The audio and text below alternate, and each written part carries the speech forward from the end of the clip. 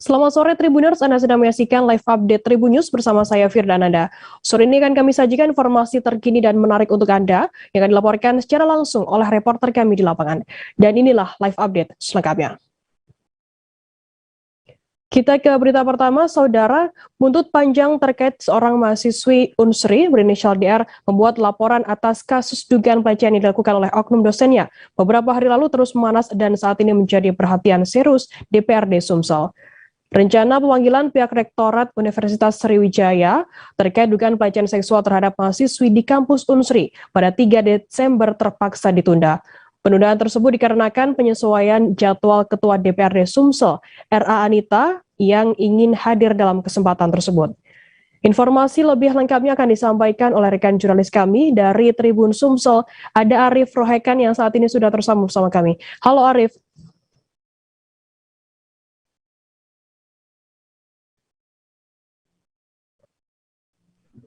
Halo rekan Arif. Ya, Arif, bisa Anda informasikan apa alasan adanya penundaan pemanggilan Rektorat Unsri oleh DPRD Sumsel ini? Ya, Firda, dapat kami sampaikan sebenarnya penundaan ini karena adanya jadwal dari Ketua DPRD Sumsel R.A. Nuringati yang memang sedang dinas di luar, Firda, sehingga Komisi 5 DPRD Sumsel melalui Komisi 5 melakukan penundaan hingga batas waktu ya seminggu ke depan, karena dalam minggu ini nanti ada juga kegiatan reses para anggota dewan, sehingga ada penjadwalan ulang kayak gitu. Arif, kemudian bagaimana untuk proses hukum dari pihak kepolisian saat ini terkait kasus tersebut? Ya, Firda, kalau dari penjelasan pihak kepolisian dalam hal ini Polda Sumsel, pihak kepolisian sendiri sudah melakukan pemeriksaan saksi-saksi termasuk yang mengetahui saat kejadian waktu itu dan menggelar perkara untuk korban sendiri, Firda. Arif, kemudian siapa saja yang telah diperiksa saat ini oleh pihak kepolisian dan apakah oknum dosen tersebut juga sudah diperiksa oleh pihak dipanggil begitu? Kalau penjelasan dari Kasubdit 4 Renata Polda Sumsel Kompol Mas Noni pada awak media, mereka sudah melakukan pemanggilan seperti tukang ojek untuk menyampaikan, karena tukang ojek ini yang mengetahui yang menjemput dan mengantar korban kayak itu kampus beda. Nah, saksi inilah yang sempat menanyakan apa yang terjadi pada langganan itu. Hanya saja pertanyaan tidak jawab korban kayak gitu, tidak waktu kejadian itu. Dan sedangkan untuk pemanggilan untuk oknum yang terduga dosen dari universitas itu sendiri sudah dilakukan pemanggilan, tetapi keluarga lainnya beda, sehingga yang dijadwalkan tanggal 3 Desember ini akhirnya ditunda lagi. Ini dipertegas oleh penjelasan oleh pengacara yang terduga oknum tadi, beda. Sehingga tetapi pihak kepolisian sudah menyatakan ya kalau untuk kasus ini sendiri sudah dilakukan gelar perkara untuk kelanjutan dari proses lidik naik ke sidik. Nah, apabila oknum tersebut kembali tidak hadir memenuhi panggilan dari pihak kepolisian, ya pihak kepolisian tidak menutup kemungkinan akan ada pemanggilan paksa untuk oknum itu, tidak. Baik, terima kasih rekan jurnalis dari Tribun Sumsel Arif Rohekan atas laporan Anda, dan tadi Tribuners, Arif juga sudah menghimpun keterangan dari Kasubdit 4 PPA Polda Sumsel Kompol Mas Noni. Berikut liputannya untuk Anda. Perguruan tinggi negeri ini adalah salah satu perguruan tinggi yang ternama dan bagus di wilayah Sumatera, terutama di wilayah Sumatera Selatan. Kak, kalau untuk penundaan itu Kak, bakalan dijadwal di luar kapan Kak mungkin? Ya begini, karena begini, tanggal 6 sampai tanggal 13 kita sudah dihadapkan dengan jadwal untuk reses. Ya, tanggal 6 sampai tanggal 9, tanggal 6 sampai tanggal 13. Kurang lebih ada 6 ke 13, 7 hari ya. 7 hari dan ini seluruh anggota DPR akan kembali ke daerah dapilnya masing-masing. Nah, setelah reses kita akan agendakan secepatnya. Kita akan agendakan secepatnya untuk membahas soal itu. Dan pihak-pihak yang terkait, saya pikir pihak-pihak yang terkait dan berkepentingan dalam masalah ini kita akan panggil. Menyampaikan bahwa si A itu tidak bisa hadir dengan alasannya keluarga. Oke, langkah selanjutnya Bu? Ya, untuk hari ini kan kita kemarin sudah melakukan pemeriksaan saksi-saksi dan kita hari ini untuk melakukan gelar perkara proses dari lidik kita ke sidik. Berarti ada panggilan yang kedua nanti Bu? Iya. Kapan Bu? Kita jadwalkan hari Senin ya, karena ini hari Jumat ini kita kasihkan, nanti hari Senin untuk hadir. Bu, kalau umpamanya hari Senin tidak datang juga, mungkin upaya paksa atau gimana Bu? Iya, harus kita lakukan. Upaya paksa seperti apa Bu nanti Bu kita lakukan kalau memang dia nggak datang lagi? Iya. Kita pakai upaya paksa. Iya, jemput paksa Bu ya. Kita Bu, lakukan. alasan keluarga itu apa Bu yang lebih spesifik? Ya kami kan terima alasannya keluarga. Kalau misalnya pun juga memang tidak ada itikat baik, ya kita upaya paksa. Kita beralih ke informasi selanjutnya, Saudara. Johnny Laing Impang, Ketua Dewan Pengurus Daerah DPD PDIP Perjuangan pada Provinsi Kalimantan Utara mengungkapkan telah memegang surat keputusan Dewan Pimpinan Pusat. Selain itu terkait dibebas tugaskannya Nur Hayati Andris dari jabatan Sekretaris DPD PDIP Kaltara masa bakti 2019-2024. Johnny Laing menyebut Ketua DPRD Kaltara serta selaku Sekretaris Partai PDIP tersebut telah gagal menjalankan 3 pilar partai. Informasi lebih lengkapnya akan disampaikan oleh rekan jurnalis kami dari Tribun Kaltara, ada George Santana Silalahi yang saat ini sudah tersambung bersama kami. Halo George. Ya, halo Firda, selamat sore. George, bisa Anda jelaskan apa alasan dibebas tugaskannya Nur Hayati ini menjadi Sekretaris DPD PDIP Kaltara?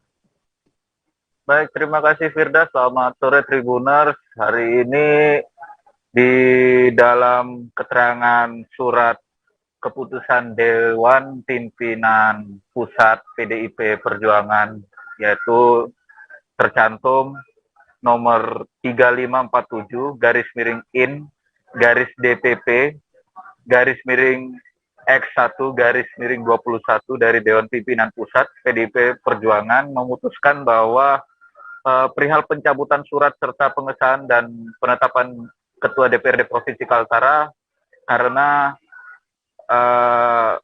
pimpinan saat ini dinonaktifkan sementara, dan juga perihalnya dalam surat DPP PDIP itu tercantum bahwa Nur Hayati Andris akan menjalani proses rapat internal di kader partai PDIP. Dan menurut Johnny Laing Impang, keputusan ini berkaitan dengan masalah internal yang dimana sudah berkepanjangan, yang belum sampai saat ini selesai juga, yang tentunya diharapkan Johnny Laing Impang ini adanya 3 pilar partai PDIP itu harus ditekankan, yaitu di mana harus menjunjung artinya struktural, bekerja dari desa hingga ke kota, dan juga peran eksekutif dan legislatif yang harus membaur di dalam organisasi. Namun ketiga poin ini tidak dijalankan sebaik mungkin oleh Ketua DPRD Provinsi Kalimantan Utara Nur Hayati Andris, sehingga beliau diberhentikan sementara untuk melakukan pencarian kader Ketua DPRD Provinsi Kalimantan Utara dari Partai PDIP. Firda. George, kemudian untuk saat ini jabatan Sekretaris DPD PDIP Kaltara diisi oleh siapa? Untuk saat ini Sekretaris DPD PDIP Provinsi Kalimantan Utara, saya belum mendapatkan informasi tepatnya. Saat ini juga di kondisi internal PDIP belum berjalan dengan baik, sehingga informasi lebih lanjut ini saya akan pantau lagi apa yang menjadi tolak ukur PDIP ke depannya. Mungkin itu aja bisa dapat saya sampaikan, Firda. Oke, mungkin ada imbauan dari Megawati sendiri selaku Ketua Umum PDIP soal pelanggaran dari Nur Hayati ini? Baik, yang pertama yaitu adanya seputar alat kelengkapan DPD merupakan prerogatif partai untuk menetapkan kadernya sebagai penugasan yang selama ini harusnya bisa dijalankan oleh Ibu Nurhayati Andris, dan juga Johnny Laing Impang mengungkapkan surat keputusan dari Dewan Pengurus Pusat PDIP ini sebagai pedoman acuan, karena di internal PDIP pengangkatan pemberhentian ketua, sekretaris, dan bendahara partai sampai ke cabang ini adalah provinsi, kemudian provinsi akan bertanggung jawab ke pusat, Dewan Pimpinan Pusat. Tapi itu belum ada sampai saat ini titik terang, karena kedua belah pihak dari Johnny Laing Impang dan juga Ketua DPRD Provinsi Kalimantan Utara masih sama-sama memberikan keterangan sebatas sepatah dua kata, tidak secara keseluruhan, yang mungkin di mana satu sisi masih ingin menjaga nama baik dari partai PDIP sendiri. Mungkin itu yang bisa saya dapat sampaikan. Firda, kembali ke studio.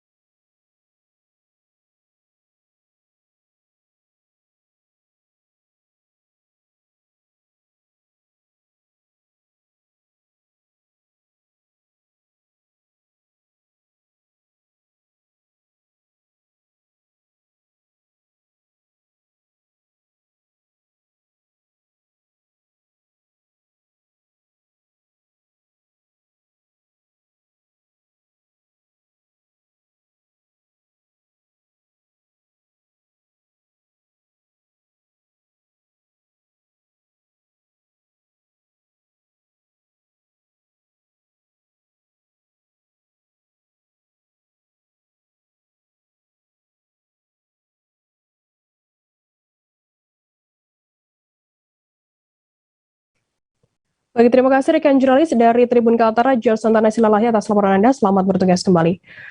Kita beralih ke informasi selanjutnya, Saudara. Mantan Wali Kota Manado, God Bless Softcare Vicky Lumentut, diperiksa Kejaksaan Negeri Manado, Sulawesi Utara pada Kamis 2 Desember. Vicky diperiksa sebagai saksi terkait dugaan kasus tindak pidana korupsi, penyimpangan penetapan dan pembayaran tunjangan ketua serta anggota Dewan Perwakilan Rakyat Daerah Manado pada periode 2014-2019. Informasi lebih lengkapnya akan disampaikan oleh rekan jurnalis kami dari Tribun Manado, ada Iswara Safitri yang saat ini sudah tersambung bersama kami. Halo Iswara. Halo Firda. Ya, bisa Anda informasikan bagaimana penjelasan terkait kasus tersebut? Jadi pada tahun 2014 sampai 2019, yaitu ketika Vicky Lumentut menjabat sebagai wali kota, ada penetapan dan juga pembayaran tunjangan transportasi dan perumahan bagi pimpinan dan anggota DPRD Kota Manado dengan periode yang sama, dan pembayaran tersebut menurut pihak Kejaksaan Negeri Manado melalui Kasih Intel, Pak Hijran Safar mengungkapkan penetapan dan pembayaran tunjangan tersebut tidak ada payung hukumnya. Kalau menurut keterangan dari Kejaksaan Negeri juga, hingga saat ini mereka masih belum bisa memastikan kerugian negaranya berapa, karena masih harus berkoordinasi dengan BPK provinsi. Tapi kalau menurut hitung-hitungan dari pihak penyidik sendiri, kerugiannya kurang lebih sekitar 5 miliar begitu, Firda. Iswara, untuk apa saja pertanyaan yang diajukan oleh penyidik kepada Vicky sendiri, bisa Anda informasikan? Kalau menurut keterangan dari Vicky, ia tidak banyak berkomentar juga. Ketika ditanya soal pertanyaan, dia hanya menjawab lupa dan langsung tanyakan ke penyidik saja.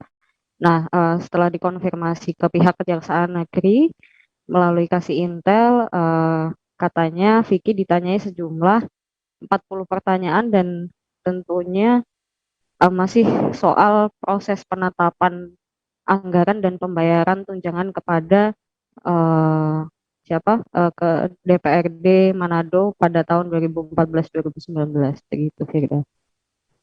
Selain Vicky Lumentut, siapa saja yang diperiksa sebagai saksi pada saat persidangan ini, Iswara?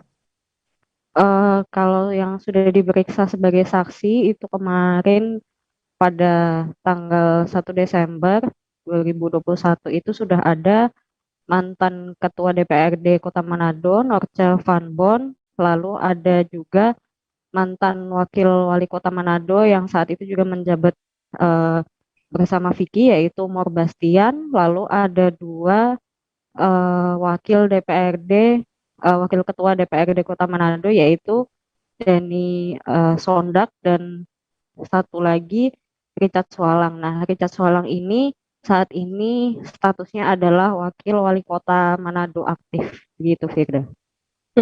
Baik, terima kasih rekan jurnalis dari Tribun Manado, Iswara Safitri atas laporan Anda.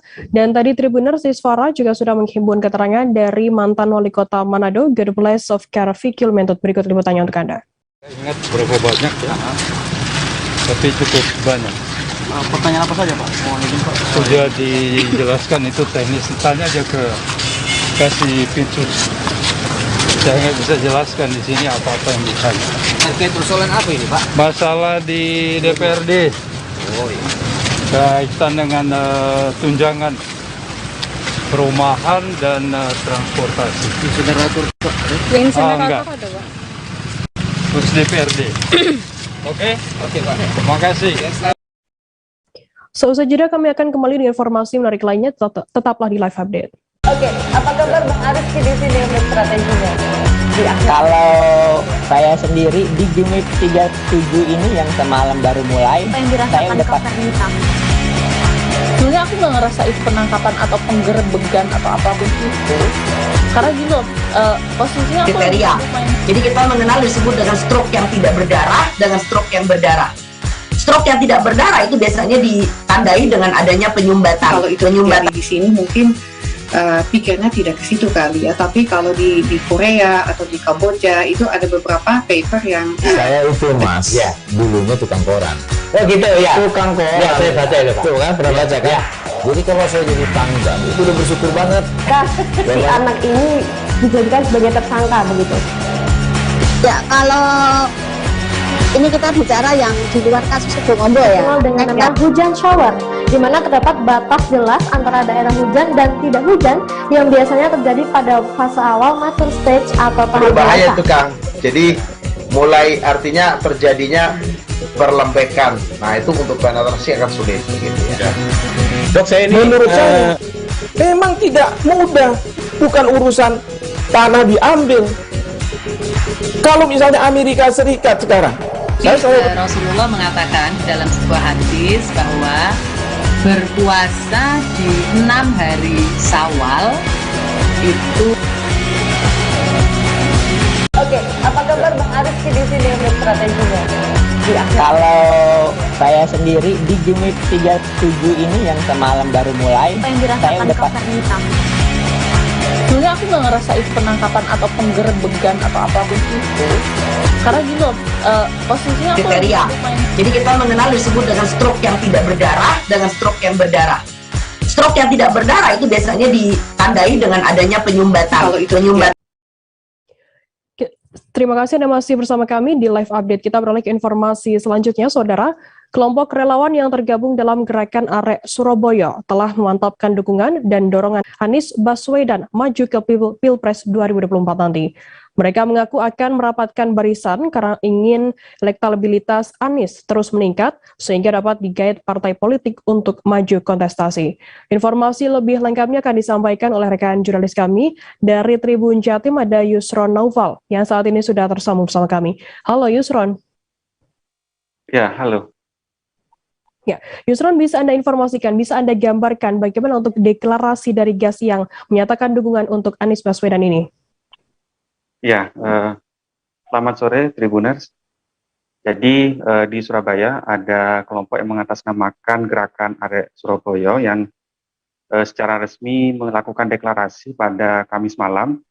Mereka menyatakan dukungan dan dorongan untuk Gubernur DKI Jakarta Anies Baswedan untuk maju Pilpres 2024. Ya, deklarasi itu berlangsung di salah satu tempat di Kota Surabaya, di mana puluhan masyarakat yang saat itu hadir terus meneriakkan dukungan dan dorongan pada Anies Baswedan agar dapat berkontestasi dan menjadi Presiden RI mendatang. Ya, ada sejumlah alasan mengapa mereka mendukung Anies Baswedan untuk maju di Pilpres 2024. Jadi menurut mereka dari pengamatan sejumlah tokoh dianggap Anies Baswedan dianggap mumpuni untuk maju pada gelaran Pilpres 2024. Jadi gerakan Arek Surabaya ini disebutkan merupakan murni dari kelompok masyarakat yang menginginkan agar Anies dapat berkontestasi mendatang. Gitu. Yusron, apakah ada alasan khusus begitu GAS ini melabuhkan dukungan untuk Anies untuk maju ke Pilpres 2024 nanti? Ya, seperti diketahui memang saat ini untuk perbincangan mengenai Pilpres sudah mulai menghangat gitu ya. Ada sejumlah tokoh-tokoh yang potensial untuk maju di Pilpres 2024 dan itu disadari oleh kelompok GAS atau Gerakan Arek Surabaya ini. Mereka menyatakan mengamati betul situasi itu dan sehingga mereka ingin berkontribusi.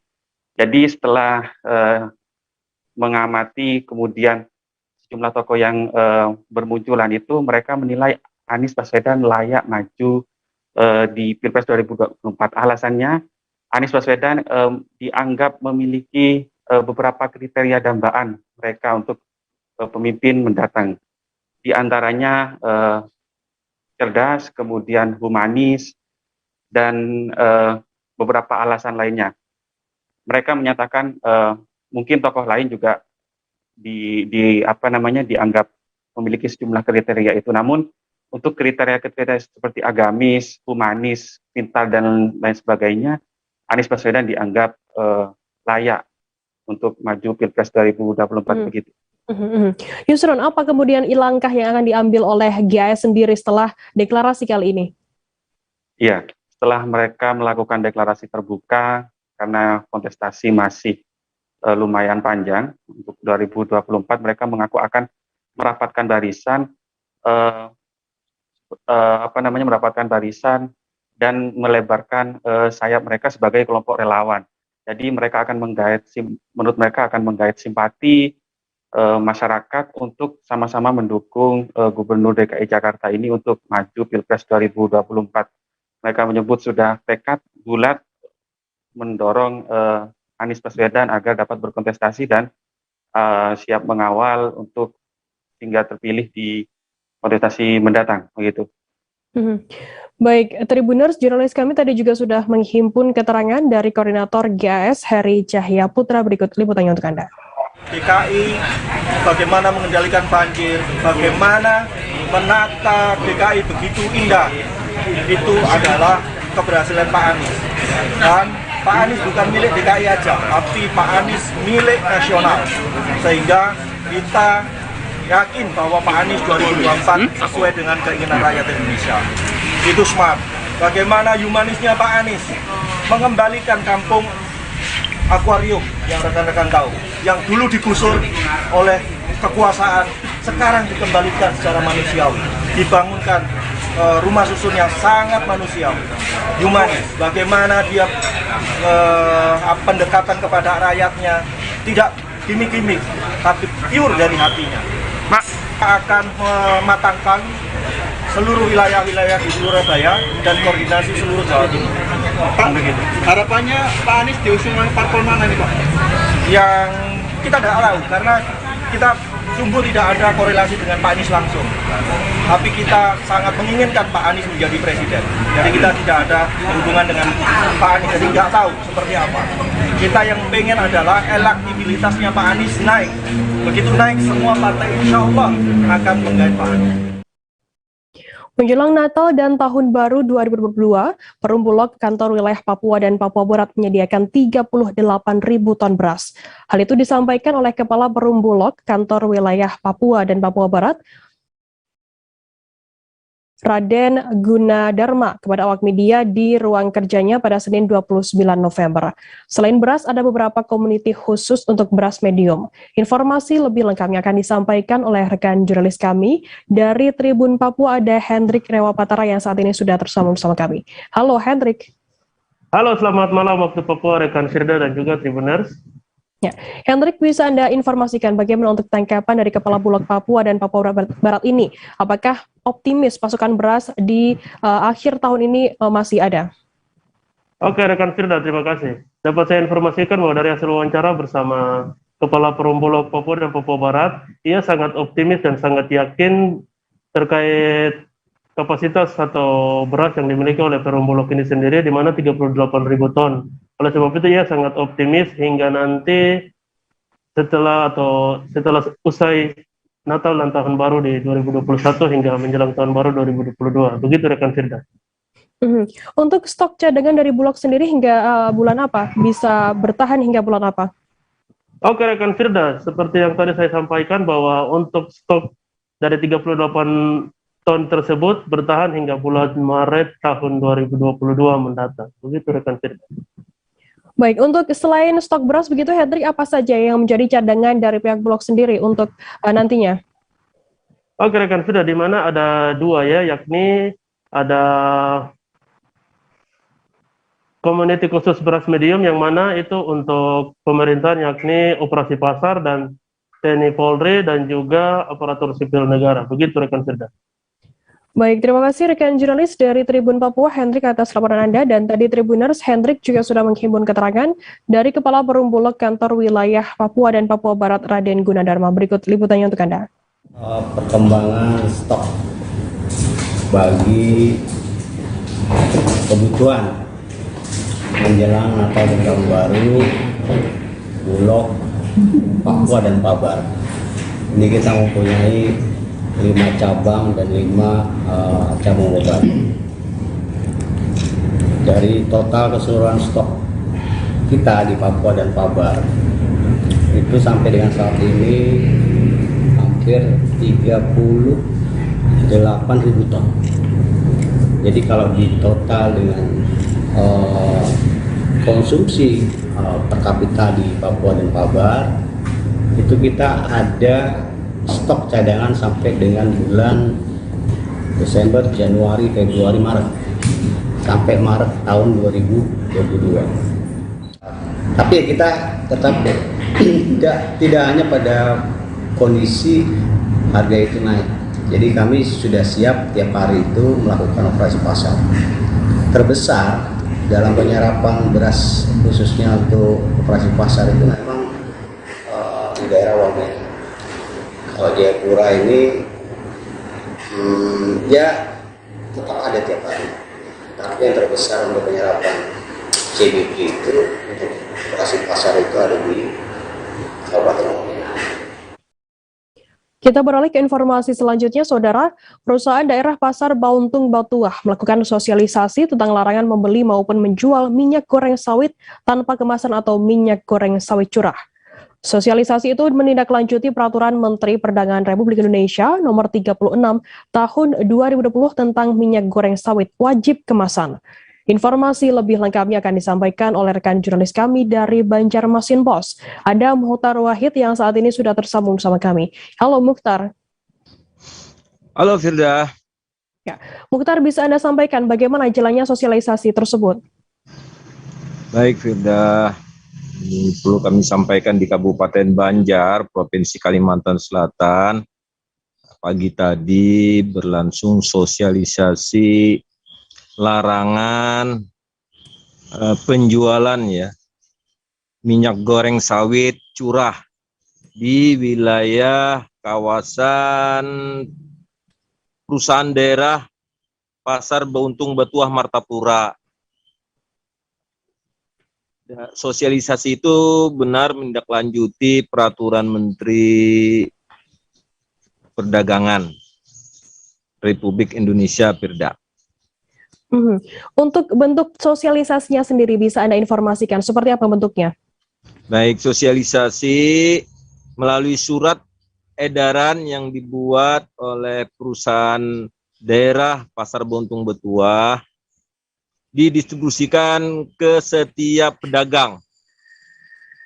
Selain di kawasan Pasar Bontung Betuah, juga di 16 area pasar di wilayah Kecamatan sekabupaten Banjar. Sosialisasi itu sejak 1 Desember hingga 31 Desember. Jadi saat ini masih dibolehkan menjual curah, batas waktunya 31 Desember, Firda. Bagaimana kemudian tanggapan dari konsumen sendiri dengan adanya pembatasan penjualan minyak goreng curah hingga 31 Desember nanti? Sebagian masyarakat ada yang tidak mengetahui, sebagian ada yang mendengar informasi larangan peredaran minyak goreng curah itu. Warga hanya meminta, konsumen ya meminta supaya harga minyak goreng itu tidak mahal. Karena selama ini minyak goreng kemasan itu 1 liter ada yang harganya hingga 20.000. Ibu rumah tangga merasa keberatan, minta kepada pemerintah dengan kebijakan yang baru ini supaya harga minyak goreng kemasan turun harganya. Demikian, Firda. Kemudian bagaimana untuk tanggapan dari para pelaku usaha minyak goreng ini, Mukhtar? Baik, jadi saya sudah bertanya juga dengan pelaku usaha, terutama Pak Fauji Asep, itu salah satu agen minyak goreng di Pasar Bontung Betuah. Masih tetap dia menjual saat ini ya minyak goreng curah. Dia berkeinginan kalau kebijakan pemerintah pusat melarang minyak goreng curah, dia akan habiskan minyak goreng yang ada ini, tapi juga meminta pasokan kemasan minyak goreng itu untuk mengantisipasi pelanggannya, karena diperkirakan dia akhir tahun jelang Nataru, dan biasanya di Martapura ada Raja Biah ya, itu banyak peristiwa peringatan Isra Mi'raj yang memerlukan bahan pangan minyak goreng. Demikian, Firda. Baik, terima kasih rekan jurnalis dari Tribun. Dari Banjarmasin Post, Mukhtar Wahid atas laporan Anda. Dan tadi Tribuners, Mukhtar juga sudah menghimpun keterangan dari pelaku usaha Brahma Fauzi, kemudian konsumen minyak goreng curah Sri Maryani, dan Humas PD Pasar Bontung Betuah Martapura Gusti Andriansyah. Berikut liputannya untuk Anda. Minyak goreng yang tidak berkemasan ini diberi tempo sampai tanggal 31 Desember 2021. Artinya setelah itu kan tidak boleh dijual belikan. Ada juga stok sidin seperti apa kena? Mungkin secara teknis pemerintah Kabupaten Banjar melalui Disperindak Kabupaten Banjar nanti ada namanya minyak dalam kemasan kita namanya. Nanti teknisnya diatur oleh melalui Dinas Perdagangan Kabupaten Banjar. Pengadaannya lah maupun seperti apa nanti teknisnya bisa diantisipasi, jangan sampai kosong lah. Betul. Saat ini masih ada panglah. Memang kita sangat ironis sekali bahwa di Kalimantan Selatan ini lumbung sawit boleh dikatakan sangat banyak, tapi kita melihat di lapangan ini sangat minim minyaknya. Iya betul.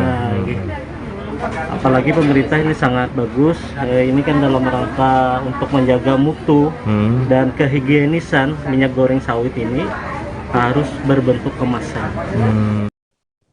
Kita beralih ke Jawa Tengah, Saudara. Toko pakan dan aksesoris hewan Star Pet Shop di kawasan Tugu Boto, Desa Klodran, Kecamatan Colomadu, Kabupaten Karanganyar, menjadi sasaran perampok pada Rabu 1 Desember. Tak hanya mengambil uang di toko, pelaku juga melukai penjaga toko tersebut saat melancarkan aksinya. Informasi lebih lengkapnya akan disampaikan oleh rekan jurnalis kami dari Tribun Solo. Ada Tri Widodo yang saat ini sudah tersambung bersama kami. Halo Tri.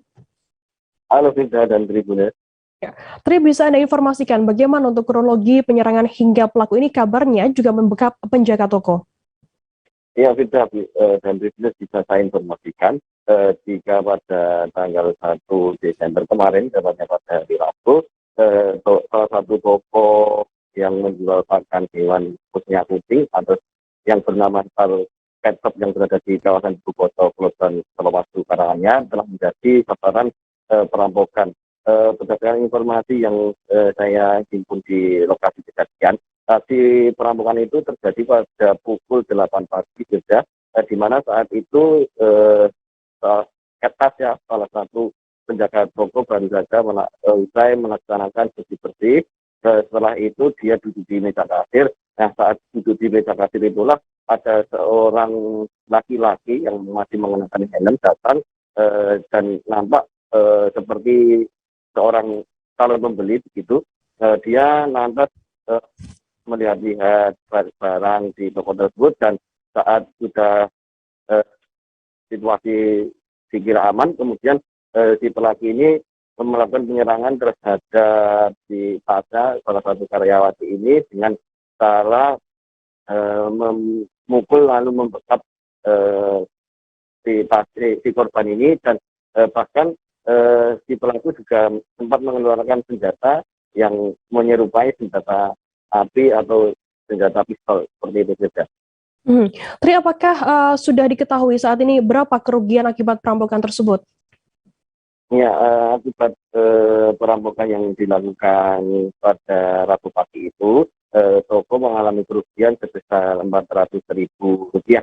Selain mengakibatkan toko merugi, aksi perampokan itu juga mengakibatkan Tasya, karyawati toko tersebut, mengalami luka-luka, dan hingga kemarin sore si Tasya yang merupakan karyawati asal Boyolali ini belum bisa masuk kerja, seperti itu saja. Tapi kemudian bagaimana tindak lanjut dari pihak kepolisian sendiri? Apakah saat ini sudah berhasil mengungkap kasus perampokan ini? Iya, Firda. Kasus perampokan yang menggunakan senjata mirip senjata api ini langsung ditangani oleh jajaran Polres Karanganyar. Dari kepolisian sesaat setelah kejadian, karena kejadian ini juga viral di media sosial, polisi langsung melakukan olah kejadian perkara dengan mendatangi lokasi atau toko Star Pet tersebut di kawasan Tugu Boto, Kelurahan Gerda. Hanya saja selain memeriksa rekaman CCTV yang ada di toko, penyidik juga melakukan pemeriksaan terhadap CCTV yang ada di sekitar toko tersebut. Meski begitu, informasi yang saya terima dari Polres Karanganyar, sampai saat ini polisi masih melakukan penyelidikan terhadap kasus perampokan tersebut juga. Baik, terima kasih rekan jurnalis dari Tribun Solo, Tri Widodo, atas laporan Anda. Selamat bertugas kembali. Dan tadi Tri juga sudah menghimpun keterangan Tribuners dari seorang karyawan toko bernama Dila. Berikut liputannya untuk Anda. Kejadiannya jam berapa? Kurang lebih jam 8 pagi. Itu pada saat kejadian di toko sendiri atau gimana, Pak? Iya, Mbak E sendiri. Ada luka apa? Kalau itu saya kurang tahu juga. Kalau yang nyakoni toko ini berapa orang? Cuma satu orang. Satu orang itu bawa kayak senapan pistol gitu atau gimana? Kalau nggak salah bawa pistol dari Mbak E yang itu cerita. Kondisi Mbak E sekarang gimana? Kurang tahu juga, kayaknya masih luka juga, masih dirawat. Oh, luka-luka ya? Mbak E nggak bisa melawan soalnya. Disumpel? Atau gimana? Disumpel? Itu kalau nggak salah nih, pelaku itu kan Mbak E kan duduk di kasir. Itu kepalanya langsung didorong ke tembok. Setelah itu kan Mbak E langsung jatuh, dipukul sama pelakunya. Polisi sudah ke sini nggak? Sudah, kemarin setelah kejadian langsung ke sini. Mbak yang bilang apa, Mbak?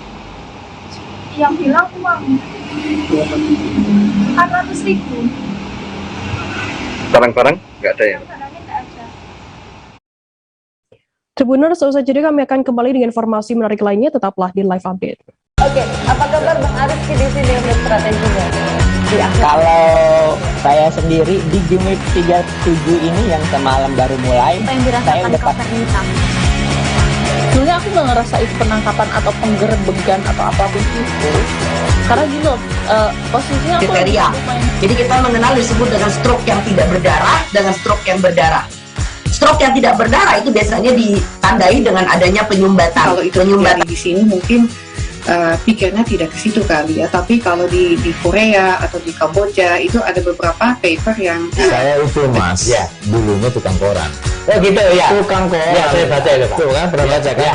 Jadi kalau saya jadi tanggam itu udah bersyukur banget si anak ini dijadikan sebagai tersangka begitu. Ya kalau ini kita bicara yang di luar kasus Subombo ya. Dengan nama hujan shower, di mana terdapat batas jelas antara daerah hujan dan tidak hujan yang biasanya terjadi pada fase awal mature stage atau tahap berbahaya itu Kang. Jadi mulai artinya terjadinya perlembekan. Nah itu untuk penetrasi akan sulit gitu ya. Dok, saya ini menurut saya memang tidak mudah, bukan urusan tanah diambil. Kalau misalnya Amerika Serikat sekarang, Rasulullah mengatakan dalam sebuah hadis bahwa berpuasa di 6 hari Syawal itu. Oke, apa kabar Bang Arif di sini untuk strateginya? Kalau saya sendiri di Jumip 37 ini yang semalam baru mulai, saya udah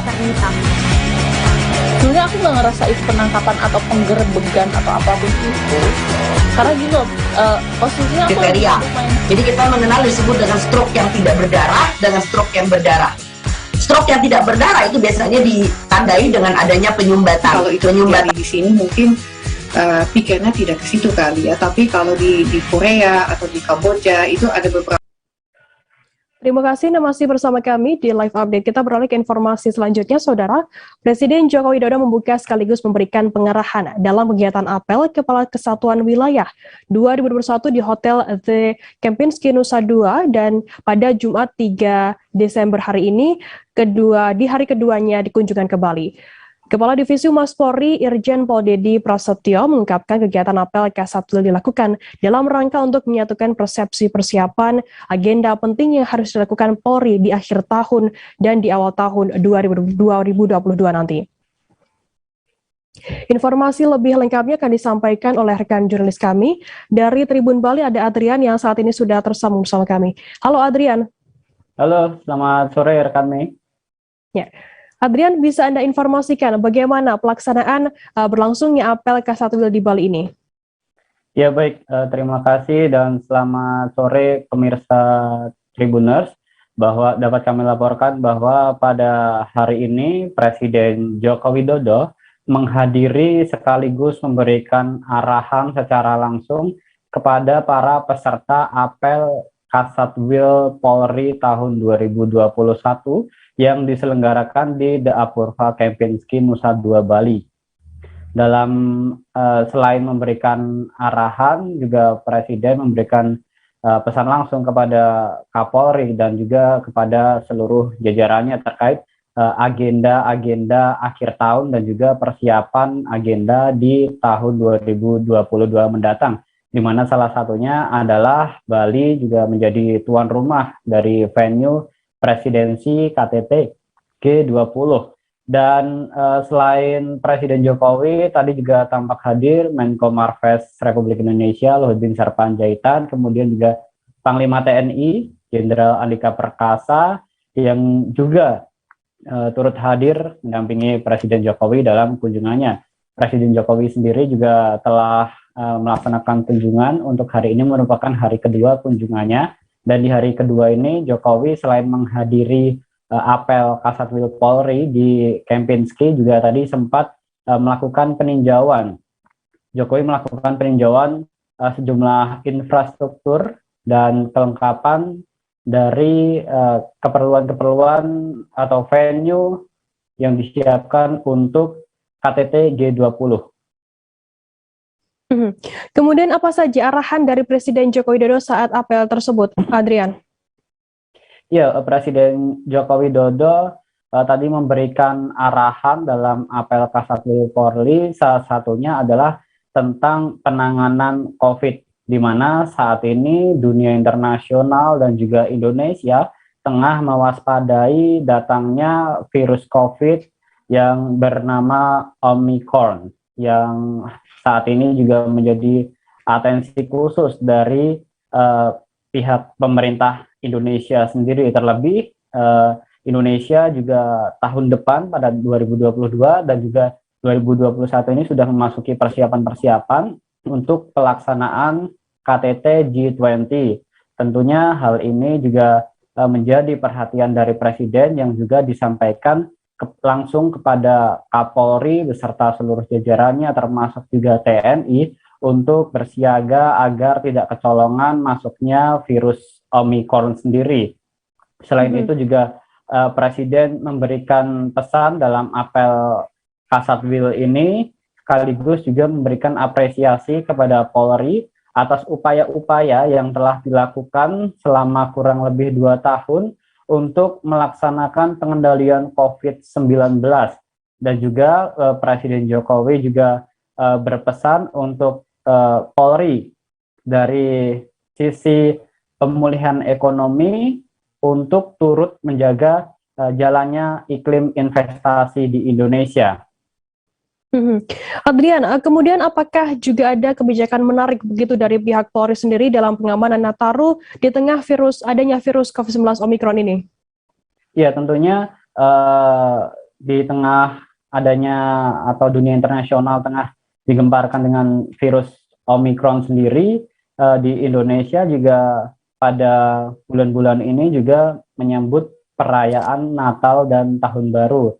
Ini juga menjadi atensi khusus selain KTT G20 yang diselenggarakan di Bali, yang akan dihadiri oleh delegasi-delegasi dan juga pimpinan-pimpinan negara. Dan menariknya yakni Indonesia adalah satu-satunya negara berkembang yang dipercaya untuk menghelat KTT G20 ini.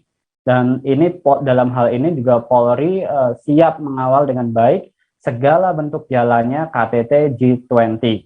Dan di samping itu untuk Nataru nanti juga tadi kami juga awak media sempat mendapatkan keterangan dari Kadif Humas Polri Irjen Pol Dedi yang menyampaikan bahwa untuk merujuk kepada Inmendagri 62 tahun 2021, Polri juga telah mempersiapkan nantinya akan menggelar pos-pos pelayanan di tol, kemudian di pelabuhan dan juga di bandara sebagai titik checkpoint dan juga sebagai gerai vaksinasi. Selain itu juga akan menerapkan syarat bagi masyarakat yang akan bepergian harus memiliki surat izin keterangan masuk, kemudian sudah tervaksinasi dan juga harus mematuhi protokol kesehatan.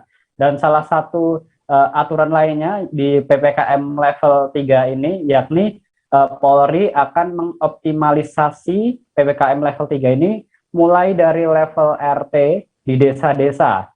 PPKM level 3 akan lebih dioptimalisasi kembali dan tentunya daerah-daerah tujuan pemudik akan menjadi fokus dari Polri dalam rangka mitigasi pengendalian COVID-19 di masa Nataru mendatang. Demikian.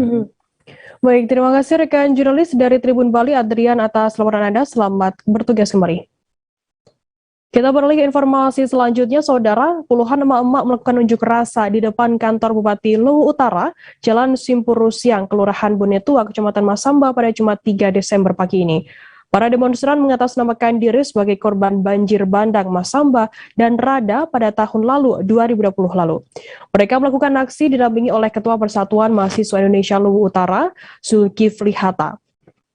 Informasi lebih lengkapnya akan disampaikan oleh rekan jurnalis kami dari Tribun Timur, ada Halik Mawardi yang saat ini sudah tersambung bersama kami.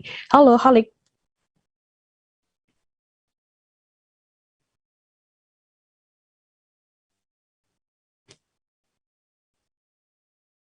Halo, rekan Halik.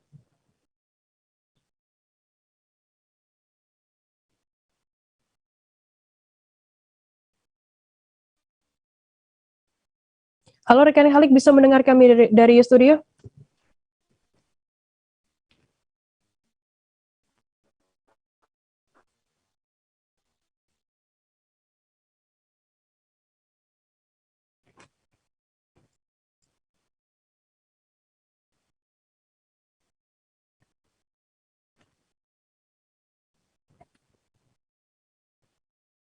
Baik, Tribuners, kami mengalami sedikit gangguan sinyal dengan jurnalis kami dari Tribun Timur, Halik Mawardi. Kita beralih ke informasi selanjutnya, Tribuners. 3 rumah di perumahan Gria Permai, Kelurahan Jagabaya 3, Kecamatan Wai Halim 1, Kota Bandar Lampung habis terbakar. 2 rumah diantaranya mengalami kerusakan berat dan 1 rumah dengan kerusakan sedang.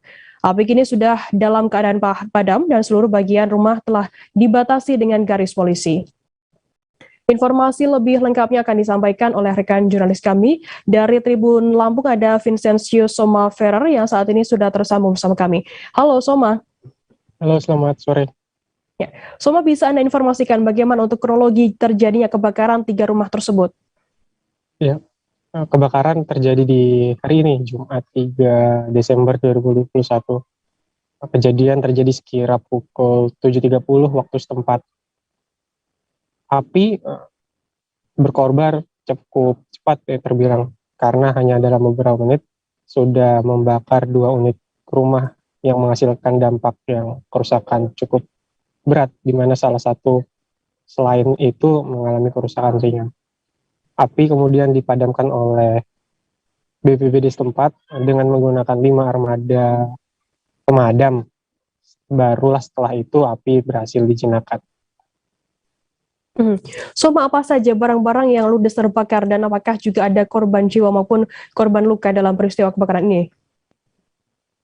Iya, untuk 2 unit rumah yang mengalami kerusakan berat, seluruh barang yang ada di dalamnya mengalami terbakar api. Ya. Tidak ada satupun yang tersisa. Sementara untuk 1 rumah lainnya hanya terbakar di bagian atap rumah miliknya saja. Tidak ada satupun dari rumah yang terbakar habis itu terselamatkan, baik itu barang pribadi maupun alat-alat lainnya. Apakah juga ada informasi mengenai korban jiwa maupun korban luka begitu, Soma? Ya, berdasarkan data yang kita himpun, tidak ada korban jiwa dalam kejadian tersebut. Sementara untuk total kerugian masih diakumulasikan oleh aparat yang bertugas. Soma, apa dari penyelidikan pihak kepolisian sementara begitu, apakah sudah diketahui penyebab terjadinya kebakaran tersebut? Ya, sejak pagi hingga sore hari ini, aparat masih menyelidiki dugaan ataupun penyebab dari kebakaran yang terjadi. Belum ada bukti pasti yang menyimpulkan penyebab dari kejadian tersebut. Namun, pemilik rumah mengaku mencurigai adanya aktivitas tak wajar dari bagian dapur yang mungkin disebabkan oleh gas LPG, seperti itu. Baik, terima kasih rekan jurnalis dari Tribun Lampung, Vincencio Soma Ferrer, atas laporan Anda. Selamat bertugas kembali. Kita beralih ke informasi selanjutnya, Saudara. 2 orang penjaga alat berat bulldozer di Desa Senubuk Dalam, Juli Biron, meninggal dunia pada Kamis 2 Desember. Keduanya diketahui tertimbun longsor saat tidur di tanah yang berada di samping alat berat tersebut di area kebun warga kawasan Dusun Jati, Desa Senubuk Dalam, Juli Biron. Kedua korban tersebut bernama Muhammad Rika, 20 tahun, dan Kabirin alias Gugun, 40 tahun. Keduanya merupakan warga Desa Senubuk Dalam, Juli Biron. Informasi lebih lengkapnya akan disampaikan oleh rekan jurnalis kami dari Sremi News Indonesia, ada Yusman Idris yang saat ini sudah tersambung bersama kami. Halo Yusman. Halo Firda. Ya. Yusman, bisa Anda informasikan bagaimana kronologi 2 orang ini bisa tertimbun longsor di sana? Ya, informasi adanya tertimbun kita akan langsung ke lokasi. Ternyata di sana sedang dilakukan pembukaan jalan terobosan, jalan usaha tani yang beberapa hari lalu mulai dikerjakan. Jadi ketika malam itu alat berat itu tidak dibawa pulang, itu terus disimpan di situ dengan catatan ada yang menjaganya. Itu dua warga setempat bertugas menjaga malam pada malam kejadian itu. Mereka tidur di samping alat berat. Di samping jalan yang dibuka terobosan adalah merupakan bukit yang dipatahkan, yang dikerok. Bukit itu sebelah jadi jalan, sebelah tetap. Jadi mobil alat berat itu diparkir di samping perbukitan, jadi mereka tidur di samping itu. Jadi kemungkinan kalau hujan deras, lalu tanah perbukitan itu jatuh tertimpa kedua mereka. Demikian, Firda. Untuk informasi mengenai bagaimana kronologi untuk temuan mereka bisa ditemukan berdasarkan informasi dari mana? Ya, awalnya pertama datang seorang kenet alat berat datang ke lokasi. Dia bertugas ingin menghidupkan alat berat, namun dia tidak tahu tanah tertimbun. Kemudian datang seorang lagi yang bernama Fahmi. Dia ingin tahu itu abang iparnya yang gugun itu abang iparnya. Jadi sampai jam 7 belum pulang ke rumah. Jadi mereka datang ke lokasi yang berjarak sekitar 3 km dengan jalan nasional. Mereka sampai ke sana dikasih tahu kepada kawannya si Sapri. Nah, katakan Hondanya masih ada, kok orangnya tidak ada. Lalu setelah diselidiki, lalu mereka sepakat memindahkan alat kain selimut di bawah yang tertimbun. Melihat kondisi itu langsung dikasih tahu kepada perangkat desa untuk mengabarkan yang bahwa mereka sudah tertimbun. Demikian kita. Untuk informasinya, lokasi persis tempat kejadian tersebut kabarnya juga sulit dilintasi oleh kendaraan roda 4. Bagaimana kemudian evakuasi dari dua korban ini? Ya, jalan ke sana itu merupakan jalan perkebunan sawit dan juga jalan kebun warga. Jadi untuk kendaraan tanpa handle itu nggak bisa lewat. Sepeda motor saja susah untuk melintas, selain tanjakan juga menurun. Jadi untuk evakuasi kedua korban itu dilakukan dengan mobil tafhelin yang biasanya mengangkut sawit. Jadi kedua.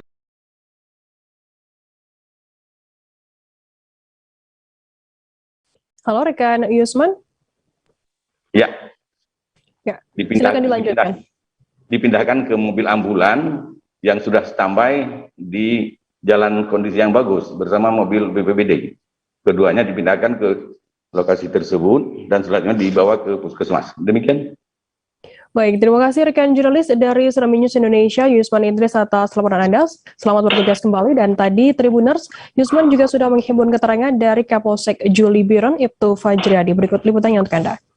Bahwa di Kecamatan Juli ada musibah yang terjadi pada malam hari, diperkirakan antara jam 3 sampai jam 4 pagi.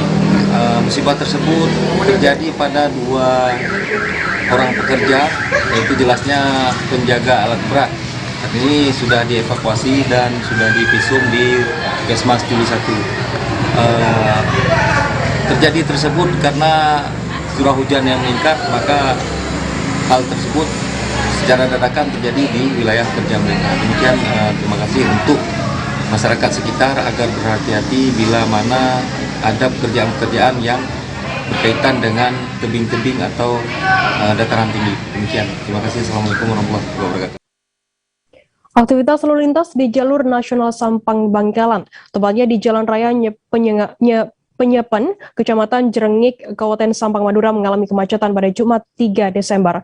Pasalnya jalan raya tersebut digenangi banjir, bahkan tingginya sampai betis orang dewasa atau sekitar 35 cm.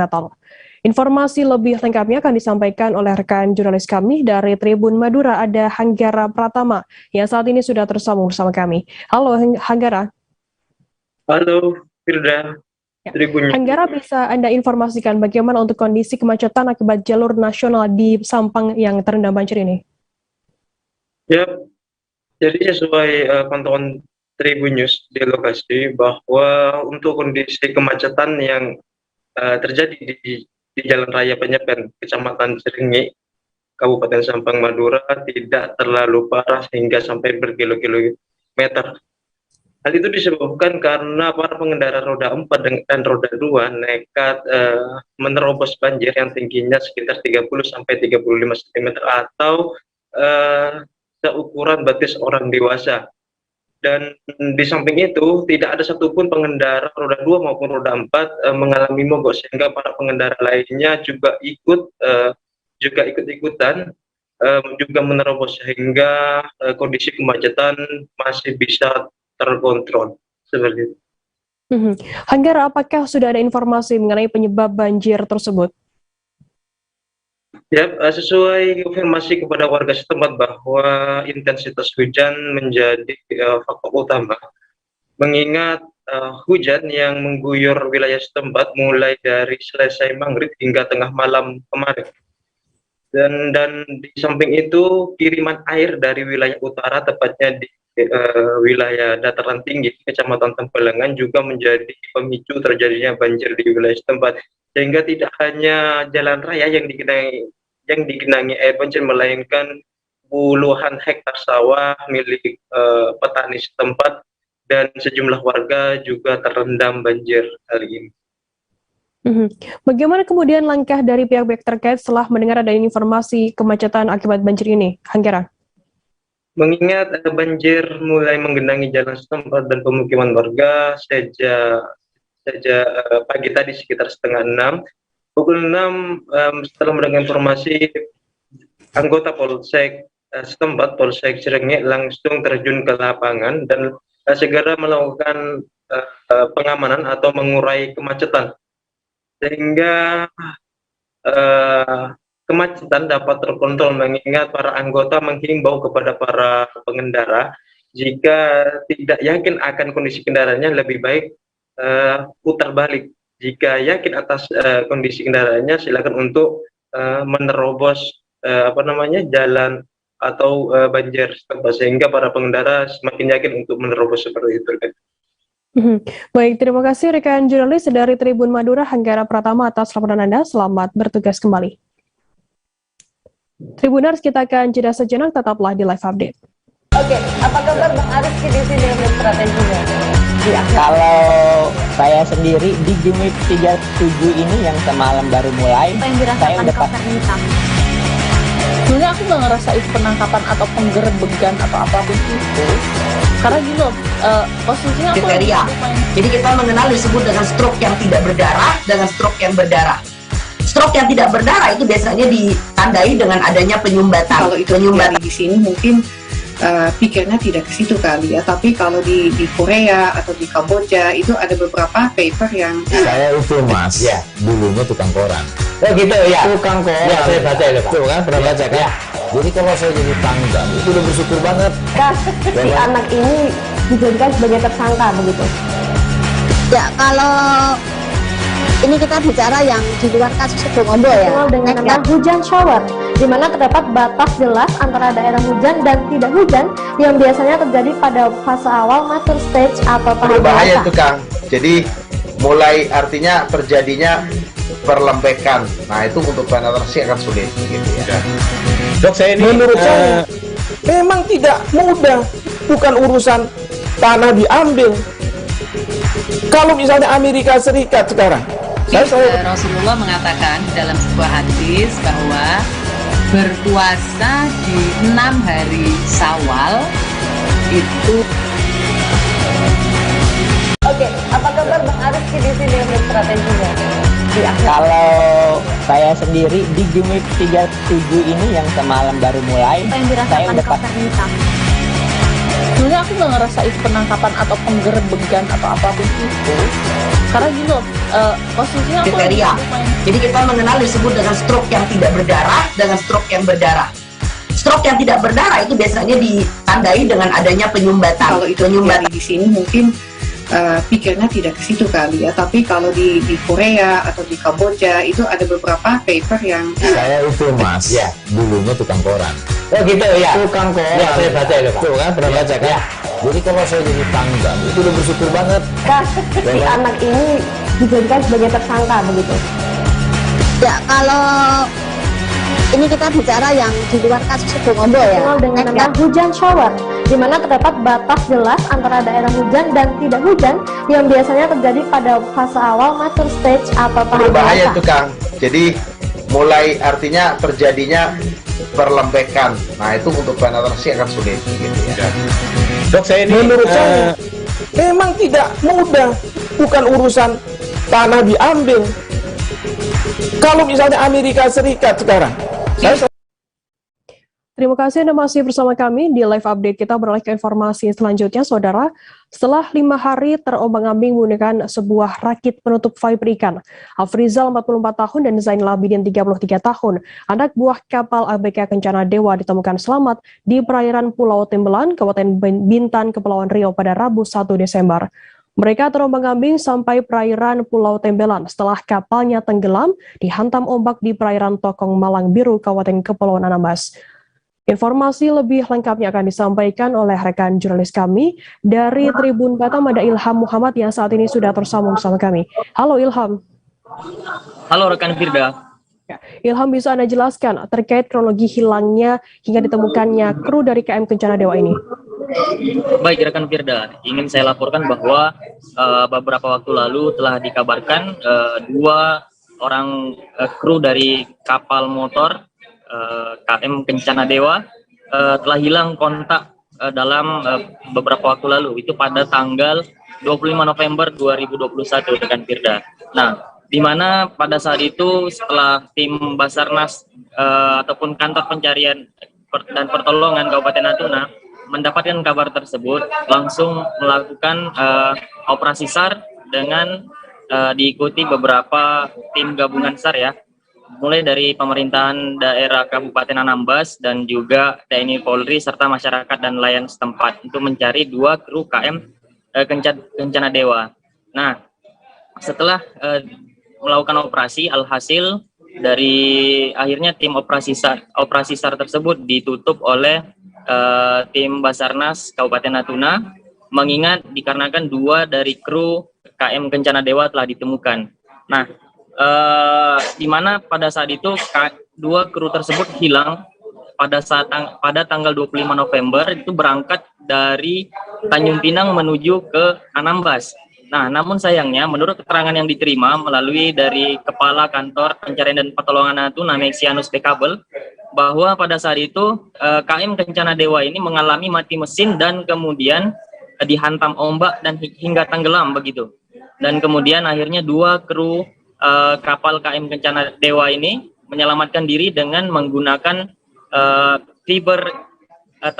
penutup fiber ikan begitu, dan akhirnya terombang-ambing di atas laut ataupun di laut selama 5 hari dan akhirnya ditemukan pada hari Rabu 1 Desember 2021 lalu.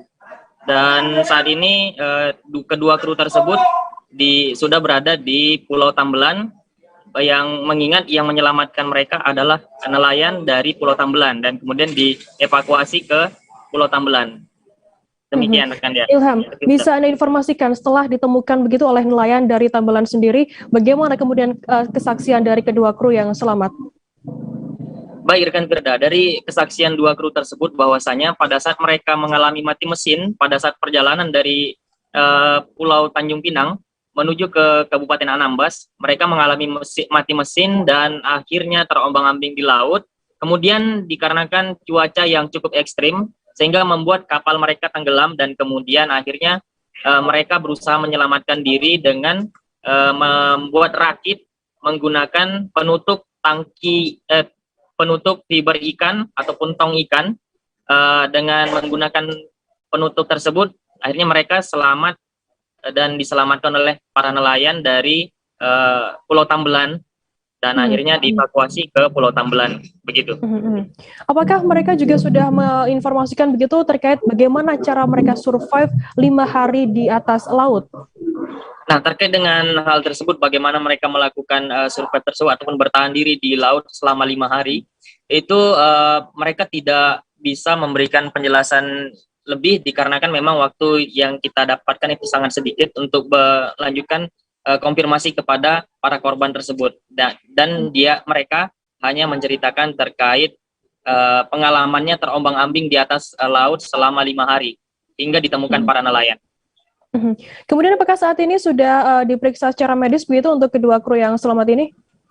Baik, informasi terakhir yang kita dapatkan bahwasanya kedua kru tersebut masih berada di Pulau Tambelan dan rencananya akan segera dievakuasi menuju ke rumah sakit terdekat begitu. Baik, terima kasih rekan jurnalis dari Tribun Batam Ilham Muhammad atas laporan Anda. Selamat bertugas kembali. Dan tadi Tribuners, Ilham juga sudah menghimpun keterangan dari Kapten Helikopter dari Pelita Air. Berikut liputannya untuk Anda. Terima kasih Kapten. Mungkin ada beberapa hal yang harus disampaikan, ditambahkan buat teman-teman atas operasi SAR pencarian pada hari ini. Mungkin ada tambahan buat dari Kapten dan rekan. Untuk kami dari Basarnas mengucapkan terima kasih atas dukungan dan support yang diberikan Pelita Air untuk masalah operasi SAR dan tenaga kemanusiaan yang berada di Kabupaten Natuna. Kami sangat ucapan dari pimpinan mengucapkan terima kasih. Mungkin ada sedikit tambahan dari Kapten ataupun menizin. Baik, sedikit mungkin Mas Andi sebelum Mas Andi. Hari ini kita sudah melaksanakan penerbangan kurang lebih 2 jam 50 menit sesuai dengan titik yang disampaikan oleh Bapak-Bapak dari Basarnas. Dan kami ucapkan alhamdulillah karena bisa berjalan lancar meskipun kita belum bisa mendapatkan hasil yang maksimal. Ucapan terima kasih juga kita sampaikan kepada Kupek yang telah mendukung kegiatan ini. Jadi Kupek telah mengizinkan kepada Pelita untuk melaksanakan ini.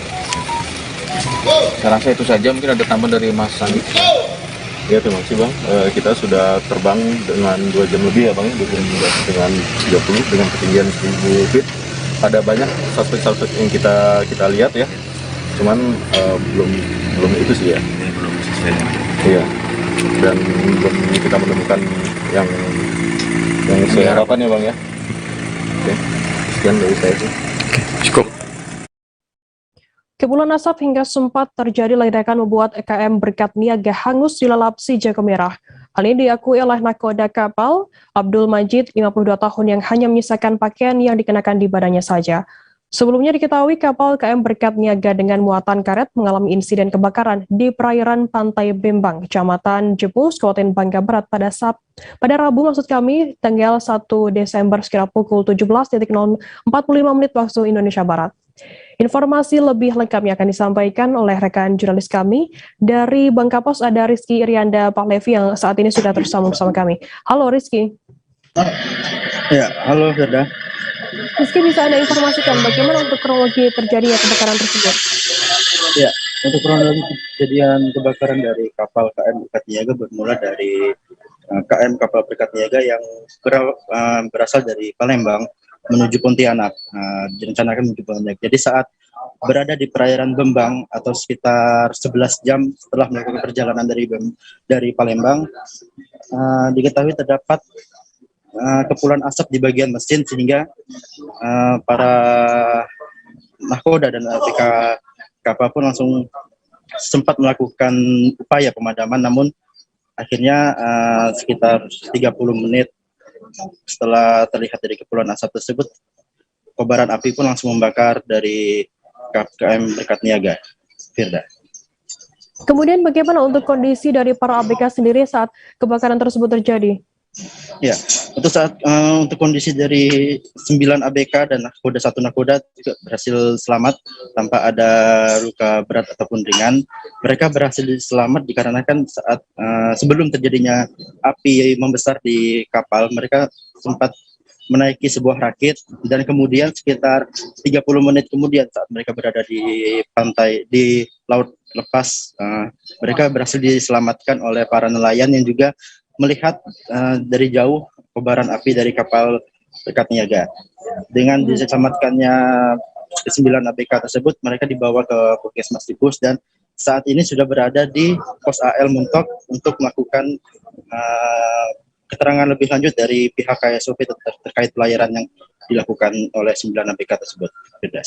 Kemudian bagaimana untuk cerita dari kesaksian dari nahkoda kapal sendiri saat kebakaran tersebut terjadi? Apakah juga ada informasi begitu mengenai penyebab kebakaran?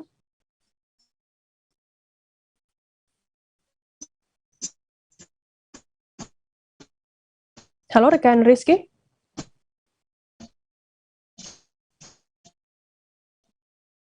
Halo rekan Rizky, bisa mendengar kami dari studio? Iya, mengatakan untuk penyebab kebakaran di. Halo. Oke, silakan dilanjutkan. Ya, untuk cerita dari nakoda. Ya, cerita dari nakoda dari kapal KM Berkat Niaga, Abdul Majid mengatakan untuk kronologinya untuk penyebab kebakaran ini diduga akibat adanya korsleting listrik di bagian mesin kapal, sehingga pada saat para ABK sedang makan siang atau makan sore, mereka juga dikejutkan dengan kepulan asap sehingga mereka juga sempat melakukan upaya pemadaman. Namun dengan cepatnya kobaran api tersebut membuat para ABK tidak bisa menyelamatkan satupun barang, bahkan untuk seperti surat-surat kapal juga sudah tak bisa diselamatkan dan mereka hanya bisa langsung terjun ke rakit tadi dan menyelamatkan diri. Firda. Baik, terima kasih rekan jurnalis dari Bangka Pos Rizky Irianda atas laporan Anda, dan tadi Tribuners Rizky juga sudah menghimpun keterangan dari Nahkoda KM Berkat Niaga Abdul Majid. Berikut liputannya untuk Anda. Kan selama waktu kita masih sebelum kejadian itu, pakaian-pakaian semua hilang semua. Ya, termasuk dokumen kapal, surat-surat penting, surat untuk ABK semua kan, semua tidak ada yang diselamatkan. Jadi kami hanya pakaian di badan. Nah, kira-kira terjadi 5 menit, maka saya perintahkan anak buah untuk menurunkan rakit dari kapal untuk menyelamatkan diri supaya kalau ada ledakan-ledakan di atas kapal kan tidak membahayakan. Nah, jadi situ semua udah turun ke rakit sambil kita nunggu kapal dia sudah apinya sudah naik besar. Setelah kita 30 menit di dalam rakit, datanglah nelayan yang dari luar. Ya, karena dia lihat kapal tuh udah kebakaran, jadi dia tahu itu. Kita beralih ke informasi selanjutnya, Saudara. Babak semifinal Liga 3 Asprof Sumbar ditunda. Asprof PSSI Sumbar resmi mengeluarkan surat penundaan babak semifinal Liga 3 Sumatera Barat. Jadwal pertandingan yang harusnya berlangsung pada tanggal 30 November dan 1 Desember lalu ditunda karena kondisi lapangan pertandingan di Stadion Bukit Bunian Lubuk Basung Agam tergenang oleh air akibat hujan lebat. Untuk mengetahui informasi lebih lengkapnya, saat ini kami sudah tersambung dengan jurnalis dari Tribun Padang. Ada Rahmat Panji yang akan memberikan informasi lengkapnya untuk Anda Tribuners. Halo Rahmat Panji. Halo rekan Firda. Rahmat, bisa Anda informasikan, tolong jelaskan secara lebih rinci begitu terkait masalah penundaan babak semifinal ini. Terkait babak penundaan babak semifinal yang harusnya digelar pada tanggal 30 November dan 31 Desember dan tanggal 1 Desember, itu kan ada 4 tim yang akan berlaga. Di antaranya adalah Batang Anai FC versus Gasliko 50 Kota serta PSP Padang versus PSKB Bukit Tinggi. Dan pada pertandingan pertama di tanggal 30 November, cuaca di Sumbar memang sedang tidak bagus, terkhusus di Lubuk Basung, tempat Stadion Bukit Bunian, itu terguyur hujan dan di sana bola tidak bisa mengalir sehingga pertandingan ditunda hingga jadwal yang tidak ditentukan. Dan hal itu berlanjut karena ada komentar-komentar atau keluhan dari masing-masing tim. Seperti itu, Firda.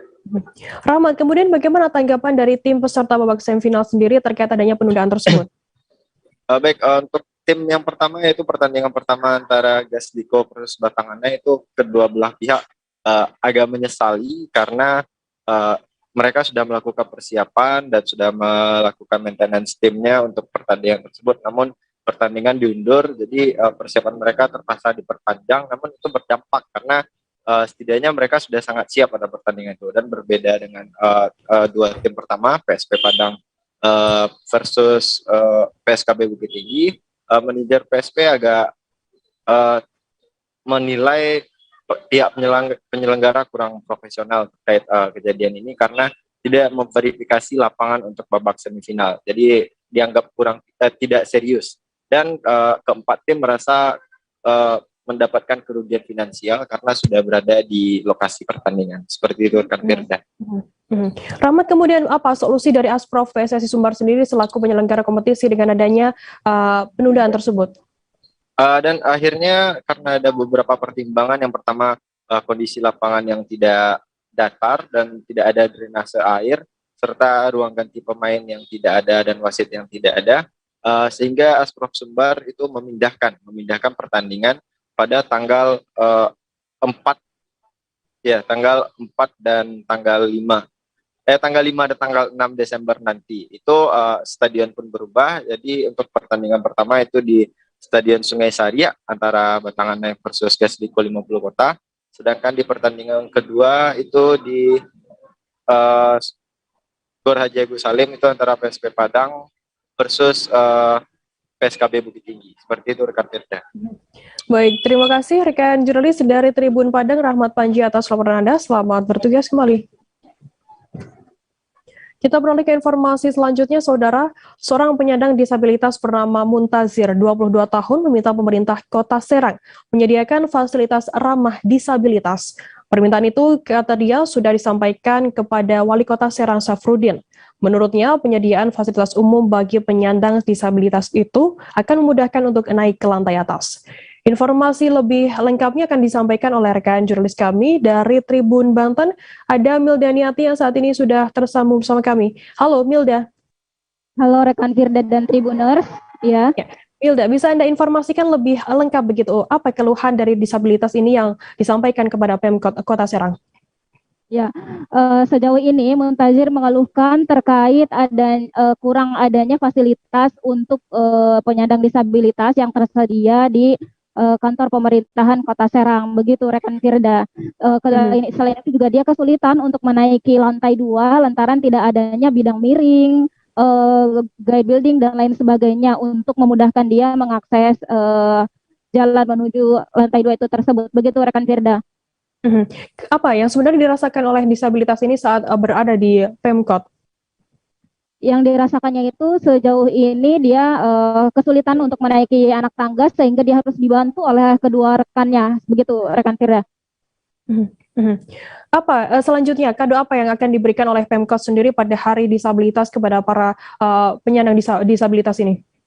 Ya, rencananya pemerintah Kota Serang akan memberikan kado berupa perda dan perwal terkait pengakuan atas diakuinya kehadiran disabilitas di Kota Serang itu sendiri. Selain itu juga perda dan perwal tersebut nantinya akan memudahkan para penyandang disabilitas untuk diakomodir hak-haknya mulai dari sarana pendidikan, olahraga, kesehatan, kemudian fasilitas yang lainnya untuk menunjang kemajuan daripada disabilitas itu sendiri. Selain itu juga pemerintah Kota Serang akan menyediakan fasilitas berupa dipekerjakannya para disabilitas tersebut di pemerintahan Kota Serang, begitu rekan Firda. Baik, terima kasih rekan jurnalis dari Tribun Banten, Milda Niati atas laporan Anda. Selamat bertugas kembali. Ya. Tribuners, informasi tadi sekaligus menutup perjumpaan kita dalam live update hari ini. Jangan lupa saksikan terus live update di seluruh kanal YouTube dan Facebook Tribun Network. Saya Firda Ananda, mewakili kru yang bertugas, pamit undur diri. Terima kasih dan sampai jumpa. Jangan lupa like, subscribe, dan share ya!